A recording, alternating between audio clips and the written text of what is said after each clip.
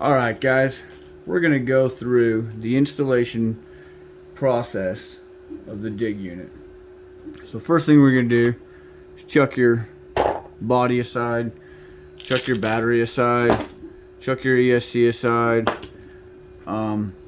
Never mind the surpass motor in here. You can run this hands down exactly the same with the stock motor. It's not going to make any difference.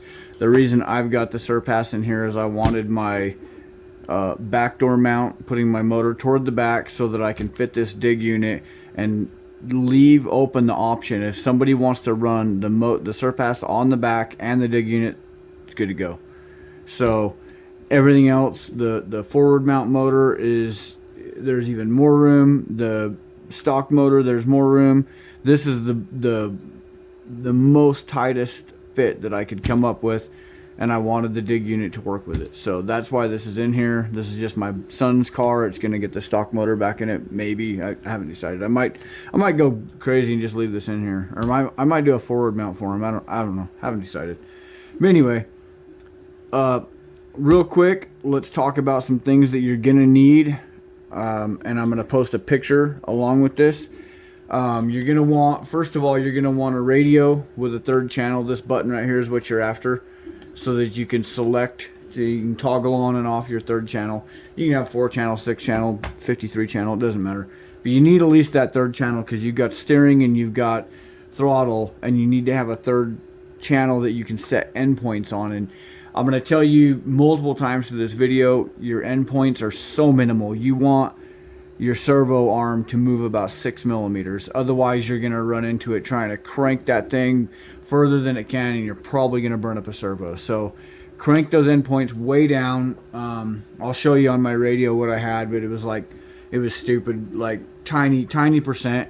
Plug it into the receiver, toggle it back and forth, watch the arm move, make sure it's not moving more than 1/4 of an inch. Anyway, we'll get to that, more of that later. Receiver to go with the radio. This is a 4 channel. You only need 3, like I said. You're gonna need a servo to run the dig unit. I'm running an Emax, but to be honest with you, I think I ordered a Savox. The Emax is $17. It's got 12 grams or 12 ounces of strength, which is literally nothing. That is garbage. I did not know it was that low. I will never recommend that anyone run these for their steering or for anything. I didn't know. I thought they were like 30 grams at least, or 30 ounces at least. That's 12 is, that's wild. I can't believe people are using these. But anyway, I had a couple laying around. I got them with the used Scx24s that I bought. You need a servo horn that fits your servo.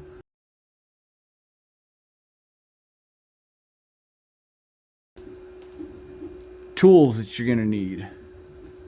You're gonna need a, well, you don't need a Dremel, but it sure makes life nice. I use this cutoff wheel right here to do my cutting, and then I use this little guy right here to do my grinding and finishing.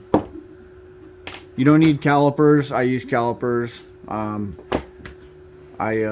prefer millimeters now, but I'll give you the equivalent in inches for the most part. X-Acto knife. Gotta have an X-Acto knife. I like these flush cutters. They make life nice. Obviously, you're gonna need your 050 driver. Hopefully you have these things. Tweezers make life nice every now and then.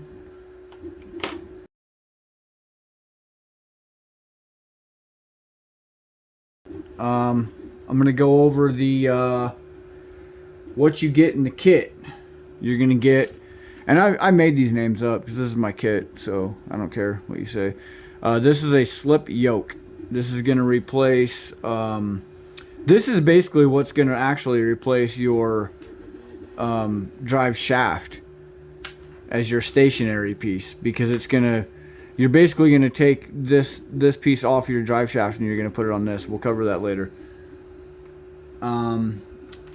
Then you're going to get a slip shaft. This is the part that actually moves up and down. It's gonna move on the yoke, and it's gonna lock into the yoke when you're driving. Then you're gonna reuse your spline section off the other end, and it's going to go into the slip yoke, and it's going to stay locked to the slip shaft. It's going to stay locked to that while it moves through full travel. And you are going to get a shift fork. This one's already got the bolts pre-started in it. We'll go through that later. You're going to get a servo mount. I've made this to work with the C10 Jeep and the deadbolt Betty, so it's adaptable. It's got screw holes for both. You will need the longer screws to use these back ones. With the C10 and Jeep, the install we're going to do today, we're not going to use those. It's going to actually sit, these little pockets are going to sit up against the shock mounts, and so it holds the back of it, and then you're going to run a screw in each side as well.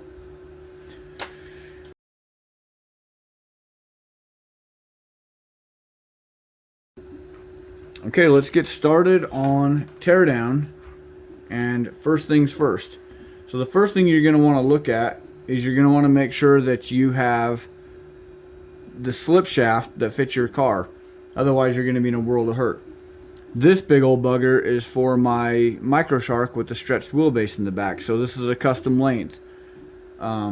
This one right here is the C10 and Jeep slip shaft. And I'm currently working on the deadbolt Betty. So what you want to make sure is it's not way too long, obviously. If so, don't tear your car apart. Keep driving it. Contact me. I'll get you the right one sent out. Okay, now that we know that it's correct, first thing we're going to do is we're going to take the drive shaft off. Okay, so you're going to set your car aside, and the very first step that you're going to do is pull out your slip or your slip section from your other section and set the slip part aside. We're going to use it later. And your solid section of your drive shaft, you're going to go ahead and pry this off of the U-joint. So you got that, and set that aside. Now, the very first step that we're going to do, you're going to either need to cut 6 millimeters off of this, of the splined area, or a 1/4 inch off the end. But if you've got a spare parts bag with one of these little extra guys in it, use this so that you're not screwing up your shaft, because if you ever want to not have dig, you don't want this to be too short, or you're going to have to order a new one. So if you got a spare parts bag, you're kicking butt. Like I said, you don't need to have calipers. I like to use calipers. We're going to take 6 millimeters off the end of this. Boopity boop. It's about, let's see, right about there. So it's about a 1/4 inch or 5/16 of an inch.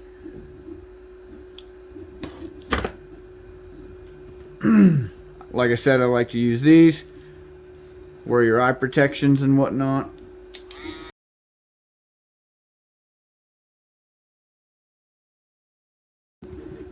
Okay, cut it off. And what I like to do is take these handy dandy guys right here. Whoops. Put this in. You can use sandpaper. You can use your wife's nail file. Whatever you got going on. I just like to take a little, clean up the end of it, make it flat. Take a swipe around the outside. Then, what I like to do is take my X-Acto knife, and inside on these splines, you want these clean so that the shaft slips nice and easy. So I just drag it around in there and get the little extra burrs off. Like that. And then you want to double check that it slides nice and easy. Okay, step 2, epoxy. So you're going to take your epoxy. I like to use this Gorilla Glue. Sets in 5 minutes, clear. I've been beating the tar out of my Micro Shark, and I have not had it slip. So I feel pretty good about it. You use chopsticks, break the end off when you get extra ones from your Chinese food. I just take and break the ends off and use them for little stir sticks. They're freaking awesome. Oh, before you get your epoxy, you're getting crazy. Clean out anything that's in here. Make sure that your slip shaft goes down into the hole inside, not the bigger hole, but the smaller hole inside. Make sure there's nothing in there in the way, and also make sure your piece goes all the way down in flush that you cut, and then take your driver and pop it back out of there once you know it's going to fit. Do any of your adjustments that you need to do before you got the epoxy on it. Smart idea. Doesn't take much. This thing always puts out more than I need. I'm just going to put 2 tiny dabs and get this the heck out of here. Okay, you're done with the epoxy. That's that. You're going to, whoop, don't bang your head into your phone when you're recording. Mix it up nicely.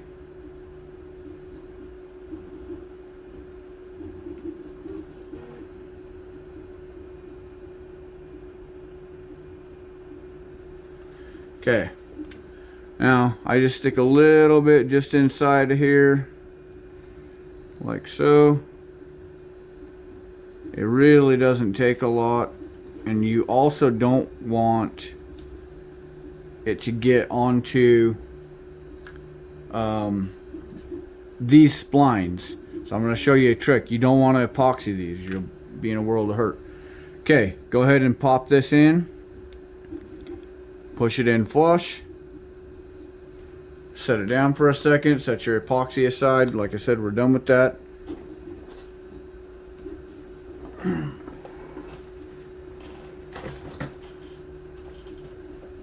Here's another cool trick. I've got this, I don't even know what kind of oil this is, gun oil or shock oil or something. I've had it for like 25 years. I don't even know where it came from. But what you want to do is cover these splines in oil, and the reason is epoxy won't dry to oil. So now you've got your piece epoxied in there. You can slide your shaft in. I mean, obviously don't put it down tight to where anything on the end will get on the part, and I guess if you oil it, you're good to go. But anyway, then you know it's gonna fit, and you can set it aside. The epoxy ain't gonna do nothing. It won't dry to that oil, but it, however, that will be setting up, and it's 5 minutes. So I wouldn't say it's full strength until, I wouldn't go wheeling with it until like the next day, just to be on the safe side. But within 5 minutes, you are ready to start testing. Okay, so the next step is you're gonna take your slip yoke and your X-Acto knife, and you're going to ream these holes out a little bit. Nothing crazy. What I like to do is go just big enough. So I'll take my little piece we popped off earlier with the little U-joint on it and the little stud, and I'll stick it in the hole from the outside. So I don't got to put the whole dang thing together. But that will let me know if it's big enough. If it'll go into that hole, then I know I've gone far enough. So I just test it a little bit, go a little further. So then what you're going to want to do when you know it's going to fit is, I like to hold one side and set one side in, and then I just kind of push, and it flexes the printed part just enough. You'll hear it snap in. Give it a little test. Make sure it's seated, twisty. Make sure it's nice and strong. You're good to go. So this piece right here, you can go ahead and put back in the car. This is going to go on the transmission side.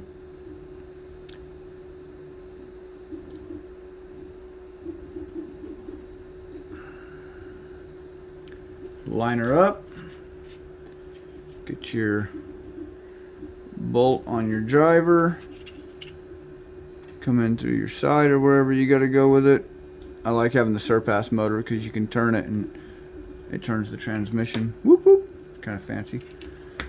Okay, so now this slip shaft is made longer than it needs to be, and the reason for that is when it prints, it makes kind of a fat end on the bottom, so it's nice that you can just chop that off and get the length you want.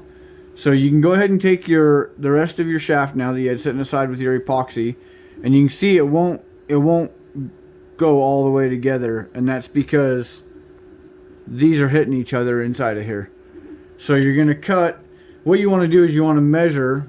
So with this all the way up and locked in, then you're going to slide this in, and you've got, it looks like about, I don't know, 8 millimeters or so that won't go in. And you got about 6 millimeters to make it short enough to fit on the car. So you're going to cut off that first measurement, which is about 8 millimeters off that shaft. Now when you set this on, and if you're worried about cutting too much off, just take a little bit, check it, take a little bit, check it. So what you want is you want to be able to hook up the rear now with the spline part. So you're just going to set it on, line it up with the flat spot. I'm struggling. Right there. Okay, line it up, and then you want to make sure that this has about 6 millimeters of travel between when it's locked into the notch and when it's back. In other words, when it goes back, you want to make sure it can free spin. That's what you're after. You want to make sure that the teeth get away from each other far enough that you can free spin. And that's it. And make sure your suspension will cycle too. If the two inside are touching each other, your suspension won't cycle. It'll bottom out. You'll get like some spring back. So you're going to set this aside. We'll get back to that. So now what we want to work on is our mount. So here's your servo mount. And you're going to take it, and it's got some sides that stick out.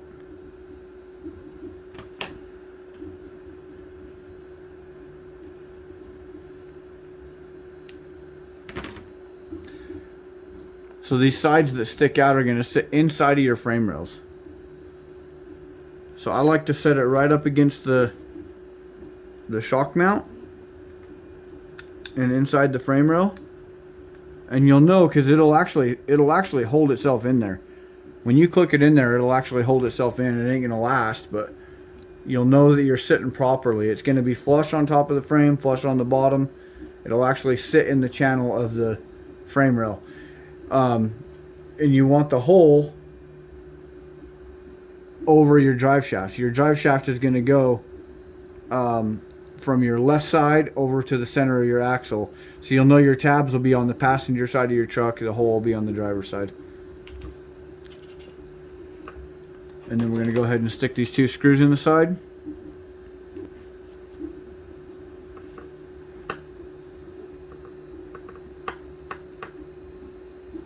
And if you have a hard time getting these screws to go, take your X-Acto knife and clean the hole out, because sometimes the 3D printer leaves a little goober. So just poke it in there and kind of ream the hole just a touch. And then you should have no problem. You should cruise right in. And I made this, the hole going through this goes all the way through. So if you ever strip one of these out, front or back, there's screws on the back that are for the Betty deadbolt. So when you do the Betty or the deadbolt, this thing will actually shift forward to the next hole. I don't have one right here next to me, but there's actually you'll have another hole. So this screw will actually go through the back hole of this mount. And then you'll have another one in front that goes into this hole. And for that instance, you're going to want to use your long screws on the back. But either way, these go all the way through. So if you ever strip out one of the short screws, you can put a long screw in it. There's all kinds of room in there. Thinking ahead, just in case, because shit happens. Okay, so now that you got that mounted, you're gonna take your shift fork and your servo horn.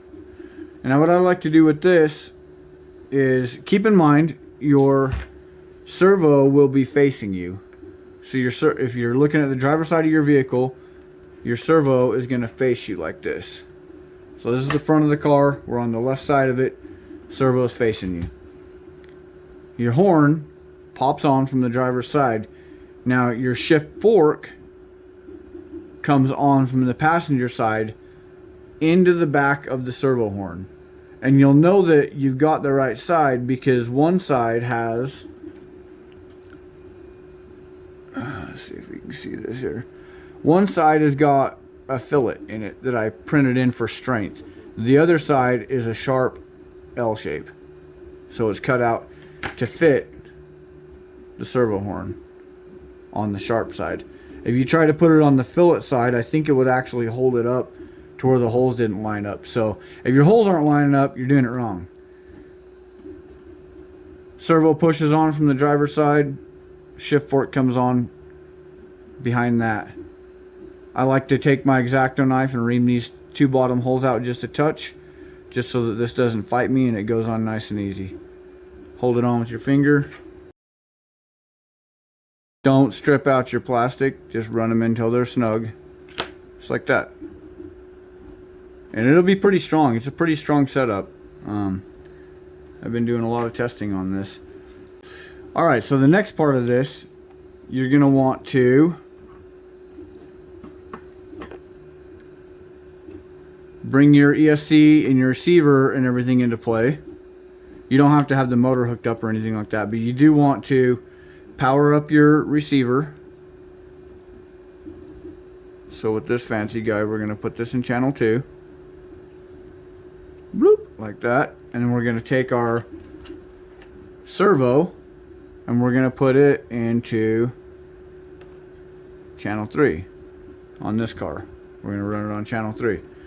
So the reason that we're going to hook this up now is because before we put anything solid in, we want to set our endpoints so that we don't damage anything.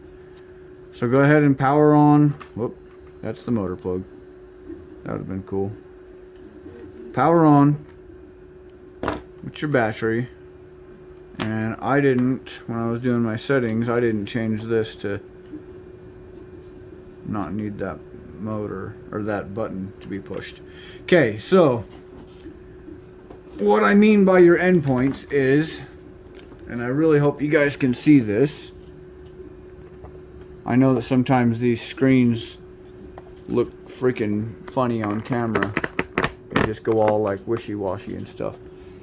Okay, so channel 1 or channel 3.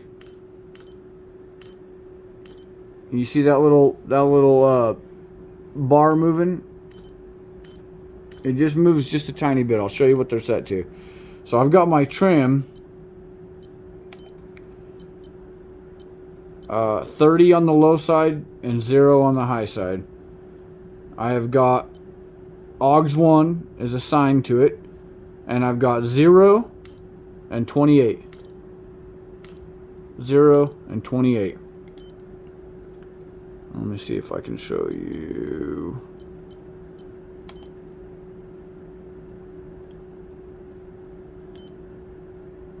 And what I mean, you can do it with your trim or with your endpoints. I did it with my trim on this one, so this is kind of a bad example.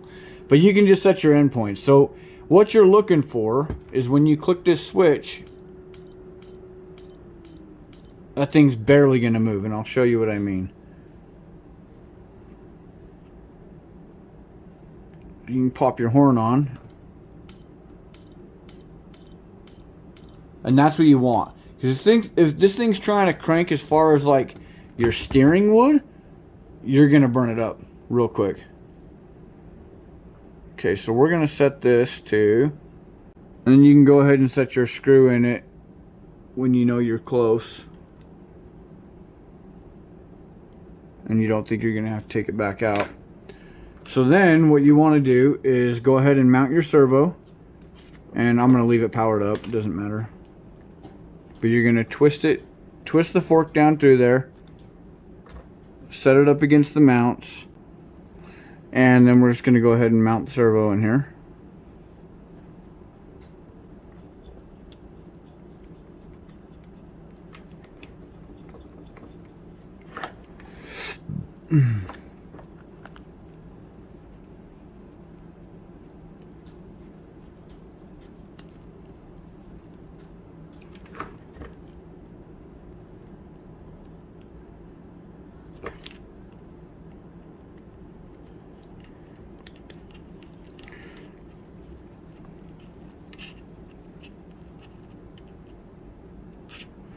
Okay, so with the servo mounted, you can go ahead and flip it over, and then you can go back to your drive shaft, and your epoxy should be sitting pretty decent as long as it's been, you know, more than 5 minutes. So what you're going to do is lift up on the yoke, slide it in, and then what you want to do is try to set that to the fork. Go ahead and set that in the shift fork. Then kick it forward and turn your shaft or your motor, whatever you gotta do, to let that go into the notch so that you've got room down here, because now you want to take and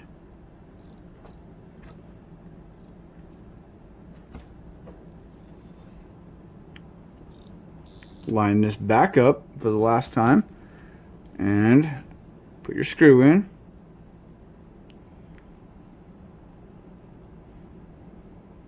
And then at this point, it's just fine tuning. So at this point, you want to leave your car upside down. Okay, and then for this last step, you can go ahead and plug your motor in. You can put your stuff away. I'm just leaving it out because I'm taking this car back apart after this. So what you're looking for now is you can set your car upside down. And I'll try to get this really looking at it. So you've got a free spin right there. And then when you lock it in, as long as your trim is right, and it looks like I could add a little bit. So as long as you've got, what you want to do is you want to go until your servo makes like a hum when it's pushing pretty hard. And then you want to back it off a little bit. And then what I like to do is, see how it's kind of like bouncing around and whatnot? I just like to take my Dremel and drive the car and just smooth those little ridges out. Because what it's doing is it's, oh, that's cool, it's grabbing onto stuff. What it's doing is just little imperfections in the print. And then you can take your X-Acto knife and do the same thing down inside the groove.